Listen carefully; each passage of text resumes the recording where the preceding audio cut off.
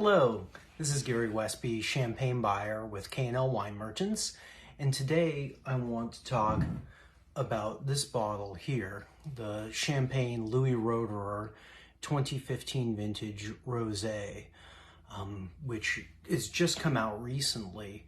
We have the 14 on the shelf right now as well. And these are two vintages that couldn't be more different. 2014 was a long, cool, even growing season, which yielded racy, lighter wines, while 2015 was, up to that point, the hottest vintage of all time in Champagne, and one that I've got some concerns about.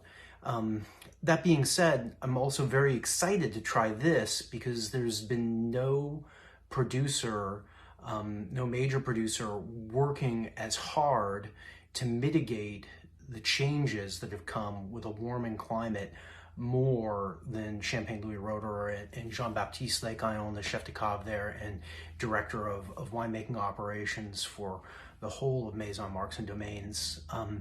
So this has always been a very, very interesting wine. All of Champagne Louis Roederer's vintage dated wines come from their own estate.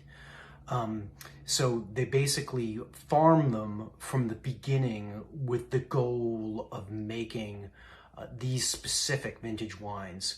So while the Cristal has its own estate, this comes from an estate that they call La Rivière, and it is primarily primarily Cumière with Chui added into, as Jean-Baptiste Lecaillon says, to acidify it.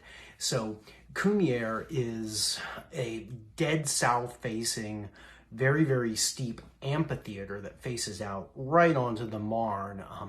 It's just adjacent to Epernay, really in the Grand Valley there, and in one of the first places to harvest every year.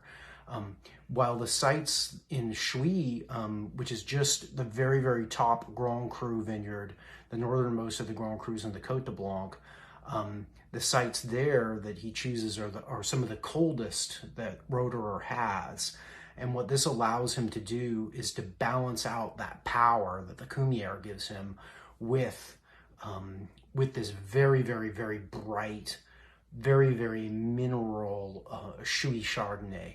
So the composition on this is 62% of Pinot Noir, all from Cumière, and then the balance, the other 38%, is Chardonnay from Chui.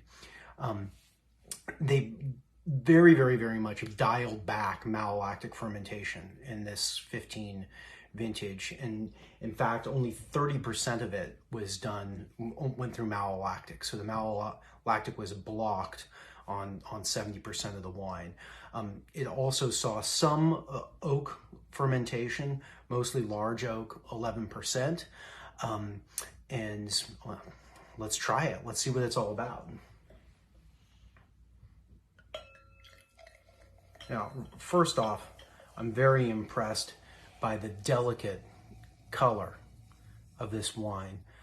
15 was definitely a harvest where you could get dark, dark, dark wines in Champagne. So the color, very, very beautiful. The bead, very pretty, as one would expect.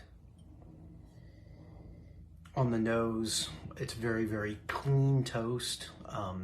Definitely more to the baguette side rather than the full-on brioche. And it's definitely got plenty of really nice wild strawberry aromas.